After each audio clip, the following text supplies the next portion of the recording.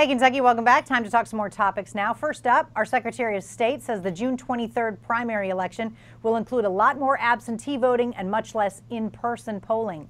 Republican Michael Adams has strongly opposed efforts to expand voting by mail, but he says he and Democratic Governor Andy Beshear have been working on an alternate plan for conducting the election in light of this pandemic.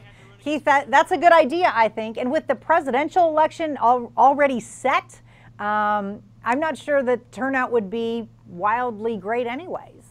Yeah, I mean, I don't know how many people are going to be crazy about standing in a line right now next to others and going through some of the same booths, voting booths, and everything. So I think it's a great idea. I think it's just kind of funny that they don't want to give out any details of what they've been talking about yet. I want to hear a little bit of how we're going to do this.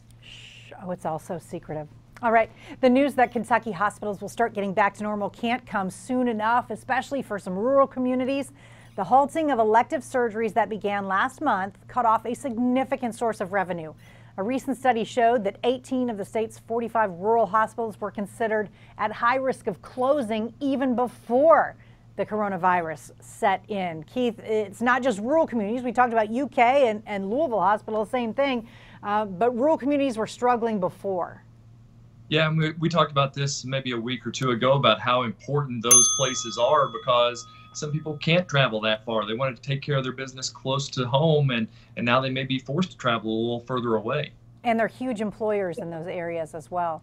The pandemic has changed many things for high school seniors, and that includes preparing to start college. That process looks different now, but officials at the University of Kentucky say that hasn't slowed down applications for fall. One big change is if future students want to see campus, they have to go online. And you can, it's not the same as being there, but UK still looks pretty good online. I was going to say, I'm going to sound like some old guy like Alan Cutler or something. But I mean, back in my day, you had to go see the campus because you didn't know what it looked like and what the classrooms looked like and everything. Nowadays, get online. You're right. It's not the same, but you can see what it looks like and get a feel for it. And Lord, they got Tempur-Pedic mattresses and everything else we didn't have. So it's good stuff.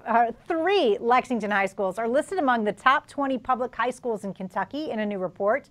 U.S. News and World Report ranked the 2020 best high schools. On Tuesday, Dunbar came in at number 13 with a 92% graduation rate and a 47.5% rate of college readiness, followed by Henry Clay at 14 and Lafayette ranked 17th. Keith, that's great. That's almost half of the high schools in the city.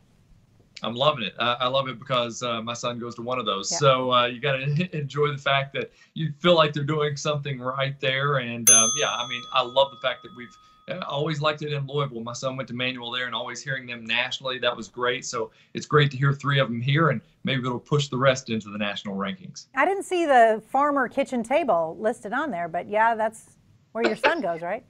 Right.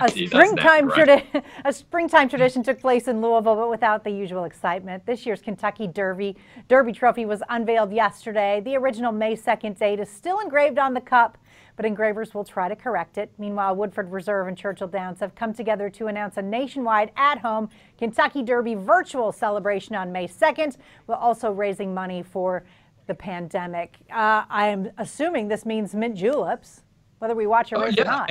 And not only that, I'm going to actually be able to enjoy it with my family this year because I won't be sitting at the track. But I love the fact that they're going to be playing some of the races from those great Triple Crown winners. That's awesome. Yeah, those will be fun to sit back and enjoy. All right, tonight's wrap-up is next as Hey Kentucky continues.